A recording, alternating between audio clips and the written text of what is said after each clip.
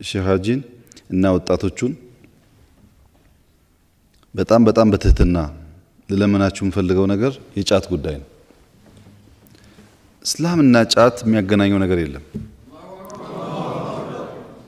ልክ እስላም ሲባል ጫት መለያው እንደሆነ ነገር ተደርጎ የሚሳለው ስዕል በጣም መጥፎ ነው። በጣም መጥፎ ነው። ልጆቻችን እየጨረሰን ያለው ጫት ጥርሳቸውን፣ ፊታቸውን፣ ደማቸውን መጥቶ እየጨረሰን ያለው። ተማር ጫት፣ የሆነ ስራ ጫት፣ ለማንኛውም እንቅስቃሴ ጫት ልክ እንደ መኪና እንደ ነዳጅ የሚያስብ ትውልድ ይሄ እናንተ የምታስቡትን ሀገር መሸከም አይችልም። በአንድ ቀን አናጠፋውም። ይሄ ነገር ልምምዱ የቆየ ስለሆነ ግን አስቡበት። አንደኛ እስላምና ጫት የሚያገናኘው ነገር የለም። ረመዳንና ጫት የሚያገናኘው ነገር የለም። ሰው ዝም ብሎ ከእራት እስከ ሱር ካልቃመ ያልጾመ እየመሰለው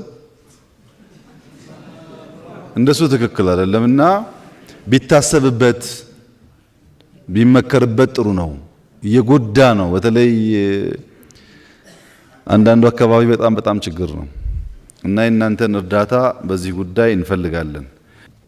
ሰላም በሚመለከት በመጀመሪያ ሼህ ሀጂ የጀመሩት የአፋርና የሶማሌ በጣም አስደሳች ስራ ነው።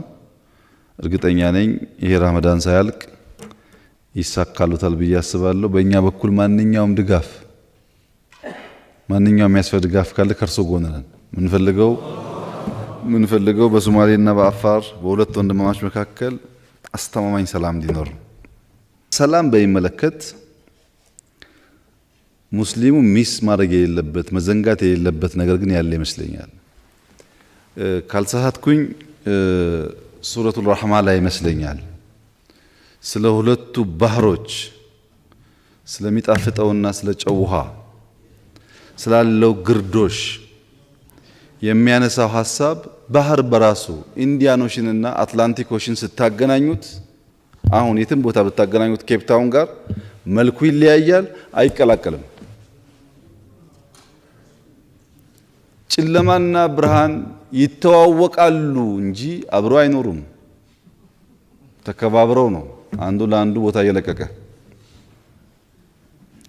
ሰላም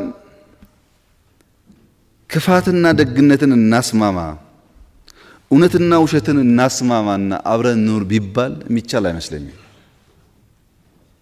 ይሄ መጨረሻው ጊዜ የውመል ቂያማ ላይ የሚለየው ቅድም ሀጂ እንዳሉት የሚለየው ቦታውን የሚይዘው እንጂ አሁን በምድር ላይ ያለን ማስታረቅ የሚያስቸግሩ ነገሮች አሉ።